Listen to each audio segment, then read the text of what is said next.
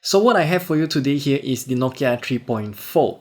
This is not the company's most entry-level smartphone. It's actually, I think it's one or two tiers above the most basic phone that the company has to offer. And this phone is actually priced at 599 ringgit.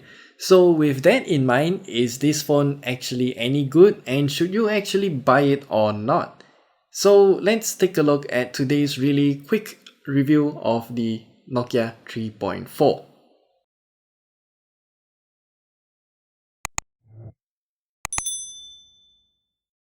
So let's just talk about the phone. I have zero scripts here, but I do have a few benchmark data to show you later on. But we'll begin with the design of the Nokia 3.4. It is available in a few different colors and all of them have this, I don't know what's this called. It looks like a corrugated cardboard design kind of thing, especially with the color that I have here. You can definitely feel it with your fingertips, and if you run it through with your fingernails, you can hear that. And I do like its design overall. It's comfortable to hold, really lightweight in comparison, but not too thin to the point where you just feel like snapping off. And there's also a rear fingerprint scanner, which I really like, and combined with its pure Android software, which we'll obviously get into later, you can do this, which is a feature that I really miss actually. Now the Nokia 3.4 also comes with a Snapdragon 460 chipset alongside with 3 gigs of RAM and 32 gigs of storage for our specific model right here.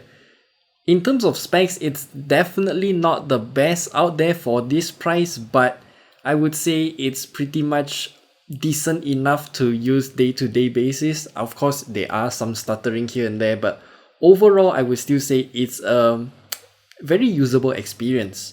And if you want to find out about its benchmarks, I'll just show you all of the benchmark scores right here because yeah, I'm not gonna use this phone to play games anyway. And now looking at the back of this phone here, we have a total of 3 different cameras around its circular camera cutout, but only 2 of those cameras can be used to take pictures.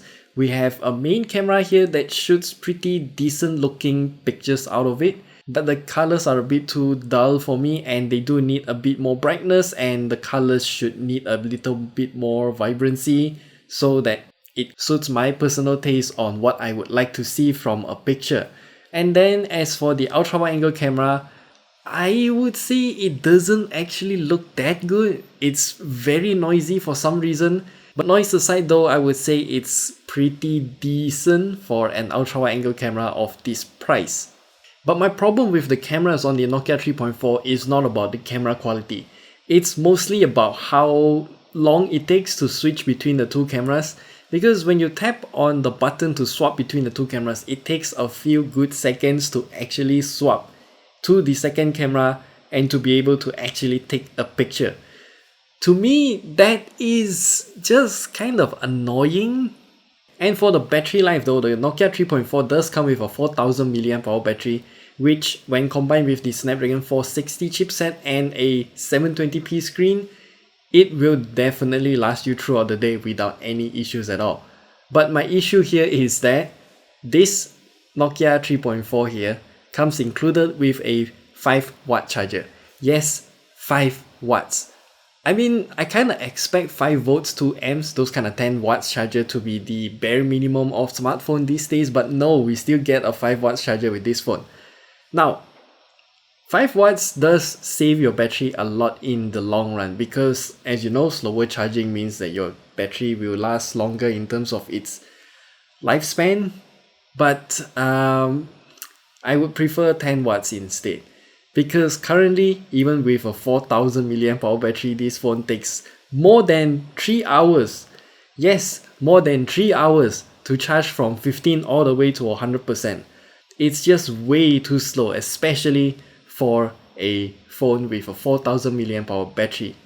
And one of the most notable highlights about all Nokia phones in general is the partnership between Nokia and Google. And yes, this phone is also using Android One, which means stock Android through and through with zero bloatware. And on the box here, it also says cutting edge software for longer, and it's also Android 11 ready. So far, there's no update for Android 11 yet. It's still running on Android 10. And after spending so much time with stock Android, I finally realized that Stock Android really needs to be updated with more of the features which are found on other Android skins. For example, my daily driver is the Samsung Galaxy S21 Ultra. Before this, I was also using a lot of Samsung phones, and I don't want to switch out of a Samsung phone as my daily driver because I really like One UI and all of its software features. For example, each panel, that is something really handy, and stock Android just doesn't have it at all. They don't even have rolling screenshots, and I just find it to be really clunky to be forever pressing the screenshot key, scroll down for a bit, take another screenshot, scroll down for a bit more, and take another screenshot. I mean, yeah, rolling screenshot has been around for many years right now on other Android skins, but not on stock Android. And one more thing that I don't really like about stock Android is that if you just want to do something simple that stock Android doesn't have, you have to download a separate app for that, which means that you are gonna get a lot more useless apps on your phone, which I am not a fan of. And so for the price of 599 ringgit, is the Nokia 3.4 worth it? Well, this is a bit of a tough question. For me personally, I would say for the price of 599 ringgit, what you're getting here is actually pretty decent, especially in terms of its experience overall. It's still better than some of the other Android skins out there, but stock Android does have a lot to improve on. And that's it. That's all we have to share with you about the Nokia 3.4. If you have any questions, leave them down in the comment section below. And do tell us if you will actually buy a Nokia smartphone or not. I mean, given that they do have some pretty good smartphones out there, it's just that for some reason, the marketing and the hype around the phones is not as strong as it used to be, obviously. And do you think Nokia should push their phones in the Malaysian market and also globally? Personally, I do hope so, because we do need a bit more competition in the smartphone market right now, because all of the brands are pretty much correlated nowadays, at least the big ones. And yeah, we'll see you in the next video. Goodbye.